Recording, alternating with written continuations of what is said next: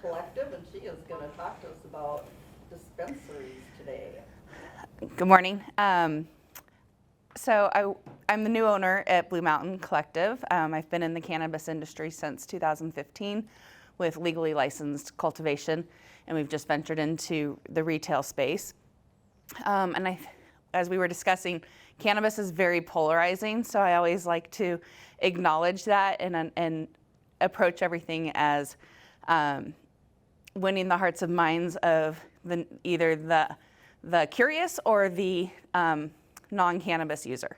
So I come from parents that were very anti, and through my learning of cannabis and its benefits, from both the business and the medical benefits of it, my parents are now probably my largest advocates, and they're in that 70-ish age group, which went through Vietnam War and the 60s, and so everybody's got an opinion on it. And so it's cool. It's interesting to me how you can just through conversation and education, change the minds of people, and they can enjoy the benefits of a natural medicine. So I think one of the things that is important for people to know, especially seniors, is what to expect when you go into a dispensary, because it can seem very intimidating when you walk up and the door's locked and there's a badged security guard. That's all required by state law, and it's because you have to be 18 years old with a medical card or 21 years old or 21 years old. Now, with a medical card, anybody can get a medical card by applying and meeting certain criteria. It's easy to do. You can do it online. We can help you do it in store. But that medical card allows you to buy over the daily limits that the state has set for consumers. So if you go in without a medical card, you can buy up to 1 ounce of flour or 8 grams of concentrates. Concentrates would be edibles, vape cartridges, and items like that. So we always advocate for everybody to get the medical card. It also gives you a lower tax rate from the state taxes as well.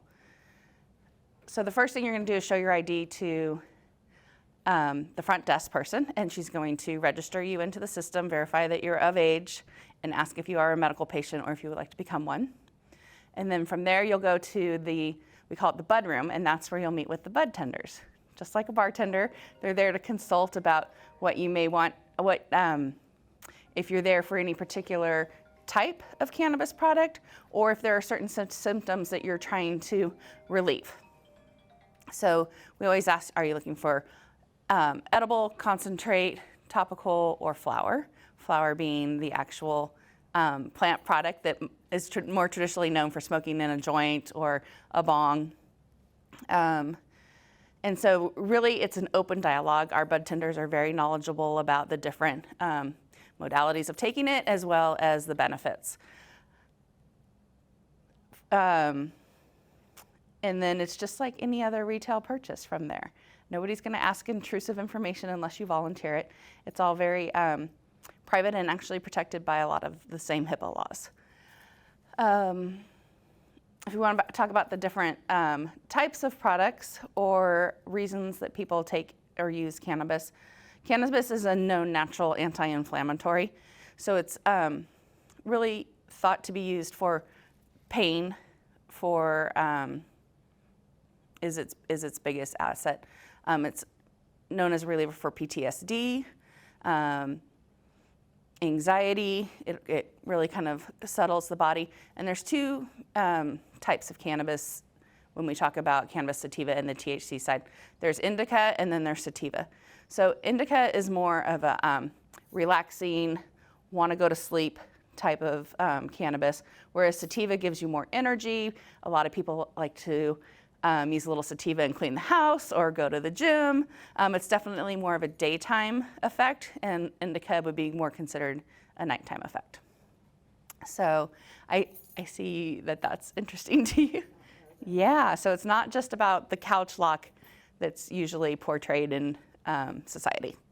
So you have the two types, and from there you can decide, do you want an inhalant? Do you want to smoke it? Do you want to smoke it in flower, in a joint? We have pre-rolled joints, so you don't even have to think about rolling your own joint. We have the whole flower in case you want to either A, roll your own joint, or B, if you want to put it into a smoking implement like a bong. We also have vaporizers, so people can vaporize the flower. And then from there, it's into different concentrates. And concentrates can be smoked through a mechanical device called a vape pen. And that's what you'll see. They're kind of covert looking in that they look like just a regular nicotine vape pen. They're nice for travel. They don't really smell as much as smoking flower, so some consumers gravitate towards that mode. From those are pretty much the inhalant types. And then it can go into a concentrate. And for concentrates, there's many different types. There's a distillate. So there's a distillate that's usually made with whole plant product, and then they'll use an alcohol extraction for it, and that goes into the vape pens. There's also a whole plant extract called rosin, and that's where the plant is actually just pressed, and it yields just the concentrated THC material. And then people can do what it's called dabbing. And so they'll take a very small amount of it, probably like the size of a pea, and there's a special apparatus that they use to inhale that. Now, some people like that because it's not cut with anything, it's whole plant material, it's very clean, but it's also very strong. So you have to be considerate of what your tolerance is before you move into dabbing. But some people prefer it. That same distillate that we talked about before is what goes into your edibles. And so edibles will be gummies, there's chocolate bars, there's breath mints, there are, these are like strips, like Listerine strips. Chocolate, there's savory items like a Chex Mix type thing. So edibles like run the gamut these days. And they come in multiple dosing.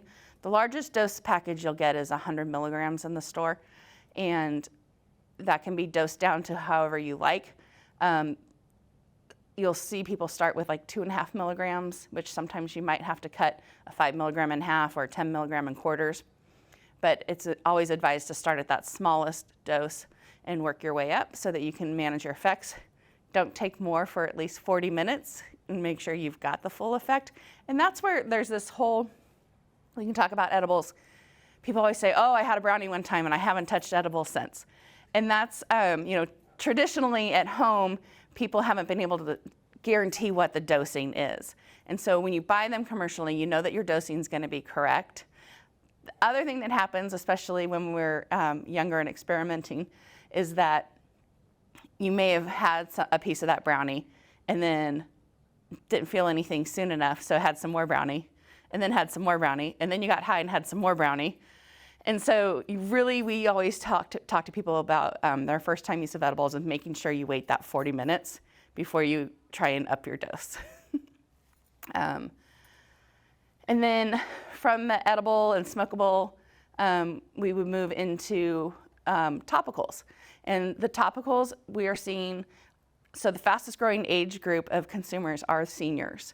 And so where they're starting is with the topicals and the tinctures. So we have things like transdermal patches that are non-psychoactive, great for pain. We have creams. We have a tincture that you would take under your tongue, or some people mix their tinctures in a lemonade. We have capsules, so you can take it in pill form. And then there's also, you can get this liquid called RSO, short for Rick Simpson oil. It's a very highly concentrated, and you just take like half a size of a rice of grain, and you can either mix it into things, or some people will just freeze little dots of it, so you can just take a dot of it. And that's what's been known for its most, because it's its most pure, it's really concentrated. That's what's been really known for some of the studies in cancer prevention, or I wouldn't necessarily say the word healing, but some relief in cancer symptoms. So is that a topical? The Rick Simpson oil is it's a edible. It's just the oil. What is it called? The initials are RSO, and it's Rick Simpson oil. Rick Simpson, Yes, after somebody who developed it. correct. Wow, okay. And that's what you'll hear a lot of talk about when we talk about cancer studies and cancer patients. I use the word anecdotally, but I don't use it lightly in that anecdotally, cannabis has been shown to have a lot of relief in cancer trials. While we can't really talk about those things, and we don't talk about those things in the stores, until cannabis is federally legal, we won't have those legal studies from the FDA. So when I use the word anecdotally, it's because nobody truly knows. And I think that's what's unfortunate, and why we do advocate for, the legalization and regulation, and because it's a medicine that's been around for thousands of years, and people have used it, and someday we'll be able to provide studies. Yeah. So how about the issue of the cannabinoids, the THC and the CBD and all the terpenes, and getting the right ratio? Great. That's where I was going to go after the indica and sativa, so thank you for reminding me. Through science, we now know that cannabis, all plants have a terpene profile, whether it's lavender, whether it's, from, can't think of anything else off the top of my head, but they all, what's that? Grapes, yeah. So it's the smell, and it's how the smell and those terpenes have an effect on your body. So like limonene is very uplifting. Myrcene, which is another one, is very relaxing. And all of these can be tested in the THC so that hey, I really want an uplifting THC. Okay, we're gonna give you a sativa that's lemon-based, like a lemon Vuitton.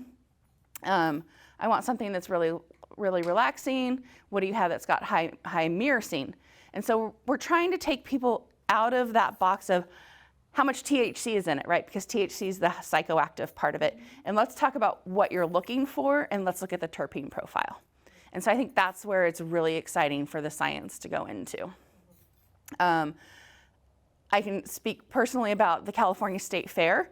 The California State Fair last year had a cannabis division where we were able to enter our products into the state fair alongside pies and quilts and livestock, like all the things that represent California agriculture. For the first time, cannabis was there.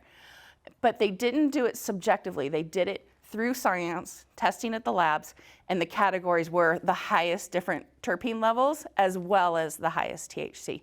So that, we're trying to get the word out that this isn't just about getting high. And what was your first place cannabis strain? So we won 2 gold medals. We won a gold medal for the highest in limonene and the highest in myrcene. That's probably why I talk about those 2 much. I have 2 different farms, and we won off of each farm. And then we won a golden bear, which is best of the best in the state for our limonene product, which is called lemon Vuitton. So it was nice to be acknowledged for that benefit that you don't hear as much about. And that's what's important, when we talk about the polarity of it, is that it's not just about getting high. Like, there are effects that help the body feel better. There's the whole endocannabinoid system that we've always had forever, that animals have, and these terpenes and the CBD effects of it, the cannabinoids, really they're addressing a system that's in our body that's really been neglected since the 1900s, when we started banning things like hemp and cannabis. I mean, our livestock ate cannabis. It was wild. We used it for rope, we used it for textiles, and then we banned it. And so we actually banned this, nutrient's not the right word, but this element that was coming into our system, and naturally, and some people will assert that that's why we see an increase in some health issues, because we've neglected this entire system we have. So. And I'm never one to speak on the science of things. I'm just know that what my experience has been and the experience of our friends and family. Well, I can attest to the fact that I was absolutely skeptical of the medical benefits of cannabis, even though I've smoked it for a long time. But Shelley Trotter has a pain product that when my hands really start to hurt with my arthritis, nothing helps. I mean, I can take a Norco and it doesn't help, but I use that pain reliever cream and that will help my hands. It's pretty amazing. Shelley's products are amazing, and she has a straight CBD formula, and then she has one with THC as well. what we do know is that a little bit of THC helps the benefits of the CBD really activate better. It's kind of like having Biotin with your B vitamins. So, do you have delivery now? We have a delivery launching in 2 weeks. Okay, and Yep. how will that work?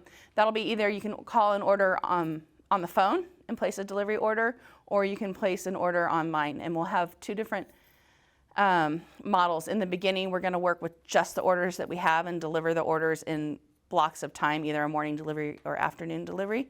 And if it goes well enough, then we'll have what we call the ice cream truck model, where you'll be able to see the inventory that's on a vehicle and order specifically from that so that you get a faster delivery. Oh, that's a great idea. Yeah. Now, I did get some, this is how I got back into the eating cannabis products, is because I can't resist a free offer. So I had an offer, if I paid $10 for shipping, I got some gummies, right? $65 worth, mind you, so I got them. And they were fine. I was curious about being able to get them through the mail though. How is that legal? So it must have been a hemp product then. So it was a hemp-based CBD. Hemp was legalized in 2020 through the Farm Bill. And so hemp is an agricultural product and an agricultural commodity now, less regulated by the government, and is like any other agricultural crop now. And that's why you're able to see all these CBD products on end caps and Walgreens. Oh, okay. And I think it's been a great education and entry for people that have been curious but nervous about it, because now we're seeing it more mainstream, and I think it will lead to more questions and then more use of either THC products or combined products. So when they, I got something through the mail, and they said full spectrum, and so what it sounded like is there's like a little tiny bit of THC in it. So to be considered hemp, you have to be less than 0.03 or less % of THC. Yeah. So there always can be just a minute amount in there.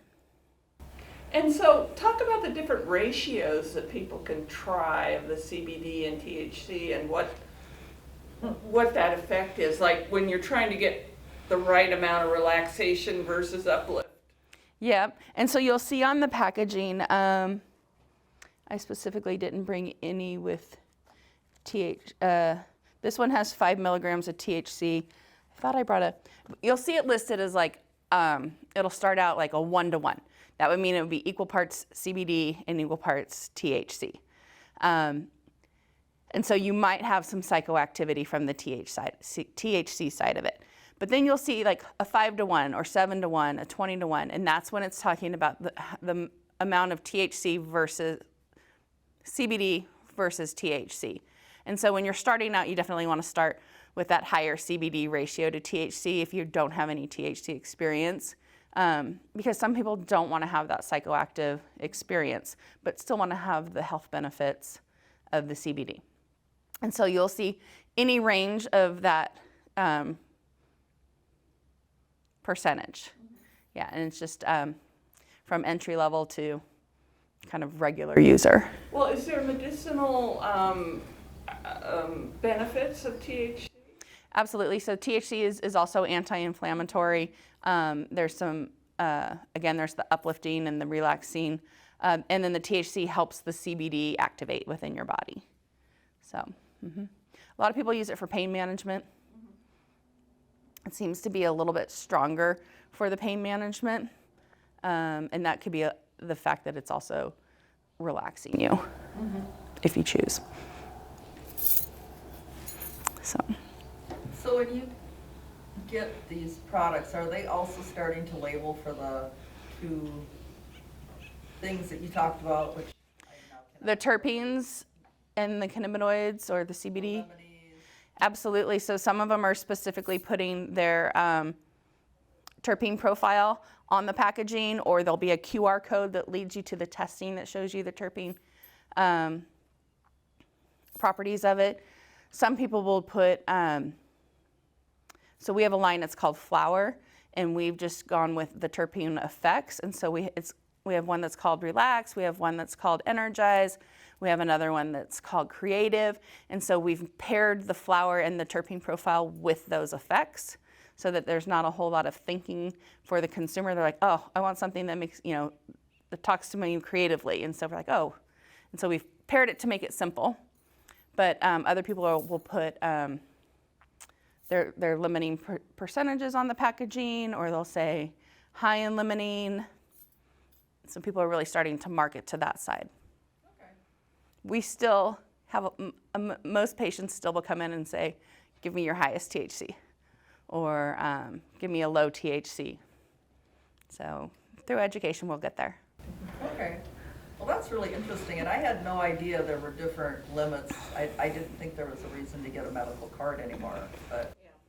Yeah, I mean, the big factor is that it saves you on the state taxes, the excise tax, and then it's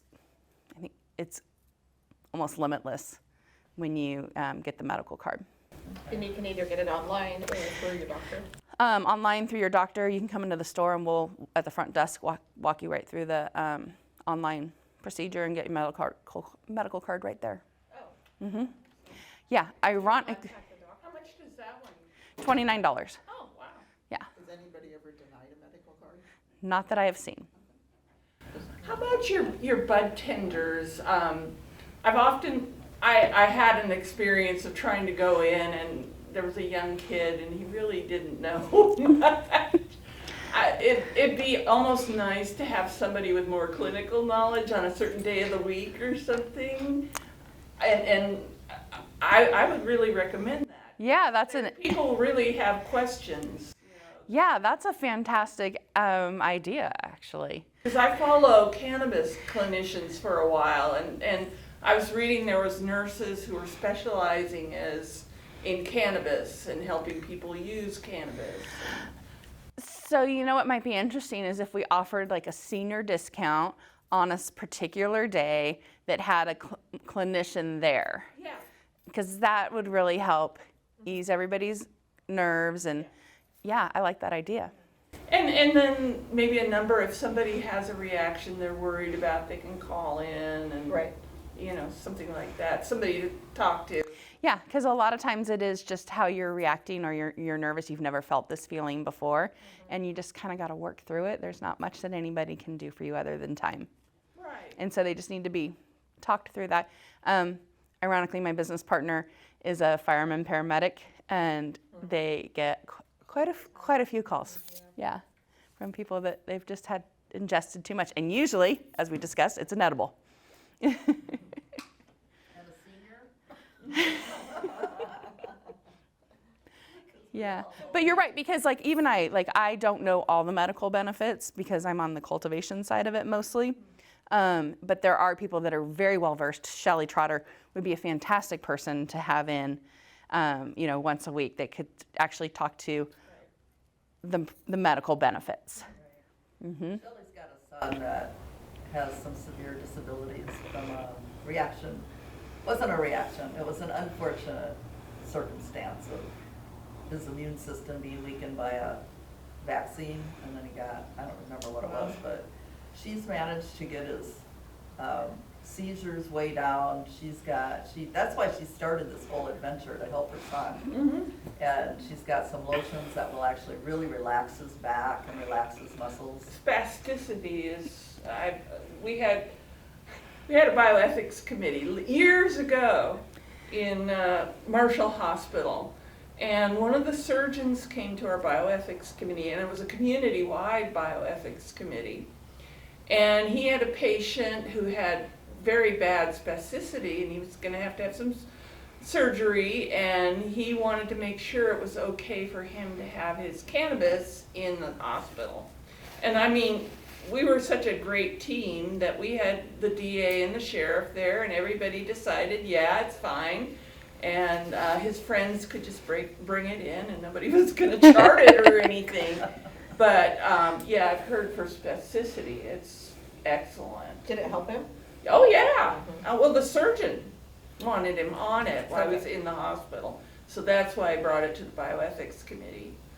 And that was before it was legal or anything like that. So, That's- you know, Marinol we used to use for people with brain tumors. That was a cannabis-based medication. Synthetic, yeah. So interesting conversation. I come from a large family of conservatives, and we have this one offshoot that's very liberal, and it's my uncle who owns 4 private pharmacies.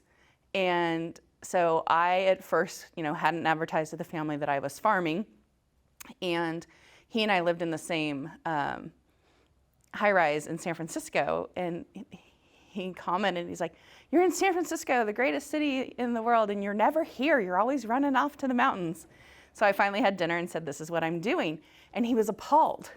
I thought he would be the most excited in my family. And the first words out of his mouth were, "Well, we have Marinol. We don't need the plants." Which is contrary to where a lot of us are trying to go. We're trying to have more natural medicines, but he was just of the scientific mind, had always been in pharmaceuticals, and he thought Marinol was sufficient. And Marinol's been around for decades, and it's synthetic marijuana. Very powerful, but yeah, it's synthetic, yeah. Yeah, but it's synthetic, and so why not just use the real thing? It's like, What was his answer to that? Why not just use the real thing? in the end, he did. Good. Mm-hmm. Good. Yep. Glad to hear it. And yeah. Nice. Yeah. You can talk too to the benefits of going to a dispensary where you know what you're getting versus, there's anecdotal that some marijuana out there could be laced with fentanyl and, that kind of thing. Right, and that's what's so great about regulation and why, we do want people shopping in dispensaries because it is regulated, it's tested, it's clean of pesticides, it's not going to be tampered with fentanyl. I can walk you through that whole process. The flower that we get from the farm is tested in the maximum, it could be a 50-pound lots. And the testing company, who can't be owned by any other type of cannabis entity, comes to the farm, takes random samples from your product, tests it, and our cannabis is tested to the parts per billion for pesticide residue. Our food is only tested to the parts per million. So our cannabis is actually safer than our food supply. And so from there, then it may go and be packaged into the flour, the concentrates and whatnot. But once it's in its final packaging, it then has to be tested again to make sure that nothing has entered that product's supply system or production system, and it's still the same quality that they tested at the beginning. So it's tested at least twice before it gets to the consumer. And so you're not having those tamper issues. There's no fentanyl like we are hearing. There's no pesticide residue. There's traditionally some really harmful pesticides out there that have been used historically that we can't use. And so when people want to talk about regulation, when you have regulated cannabis, you don't have water diversion, you don't have water pollution, you don't have pesticides leaking into the water system.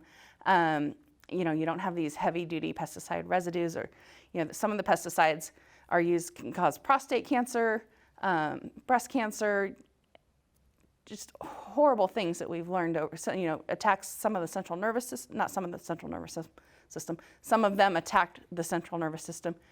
So while there's been this, century-long ban on cannabis, there's all these terrible things that came with unregulation. And while I'm never one to advocate for over-regulation of anything, at least now we know what we're getting in the stores.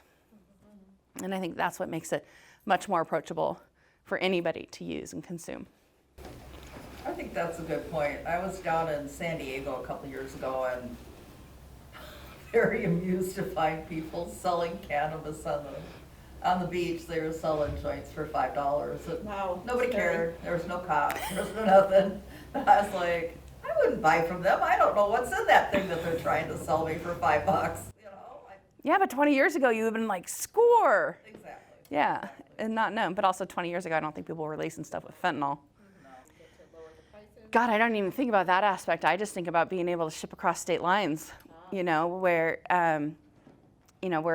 there's more consumer demand. Sure. But you're right, like that opens up the whole other side of it, medical billing and Yeah, and that's probably much further down the line as they're going to require FDA testing. And whether, whatever your feelings are about the FDA, it's still a process that we have to go through for everything. So I imagine that'll be further down the line. So from Except for vitamins, which is, because Yeah. it's good to have evidence-based. But Absolutely. in other countries, but they won't accept. I would love to stand up here and tell you guys, like, there's proven this and proven that and proven that, but I'm never going to say that because we don't have the evidence to back it up.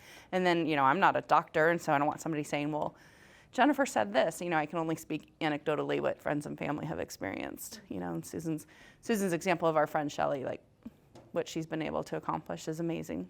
It really is. It is. It's also very commonly used for epilepsy. I know, ironically, when you start to talk to people and people, start to be very open about their cannabis use, I've met more friends that have suffered from epilepsy that I didn't know about, and that's what they use their cannabis for. And 2 days ago, I watched one of our employees have a seizure, and he was able to smoke, and 5 minutes later, he was completely back to normal. But he hadn't eaten, hadn't slept enough because he'd been gone for the weekend on vacation, and all of those things compounded, and he had a seizure that he hadn't had in years. Yeah. So it's all very interesting. It's all still very new. Yeah. It will be. Yeah. Oh, so I did have one more question. So with the deliveries, are you going to limit it to customers, current customers, because they've gone in and they've had their ID and all that, or can they provide their ID online? How is that going to work? Yeah, they're able to provide all the documentation online as well. Okay. And then we verify the ID when we drop off. That makes sense. Yep. And we are about to get ready to start taking ATM cards. I don't know if you don't know this, but we don't have access to banking because banks are all federally insured. So we are going to be able to start taking some ATMs because we're now working with a bank that's willing to work with cannabis money. And so that's going to make delivery transactions easier as well. Currently, we have an ATM in the store. And so if you don't have enough cash on you, you go to the ATM. Yeah, I do a lot of policy advocacy throughout the state. Is there a room where if I brought a family member in to discuss situations or the different things going on and Yeah, we actually have some back offices at the store if you wanted to do that. one-on-one? Yeah, do some one-on-one. Yeah.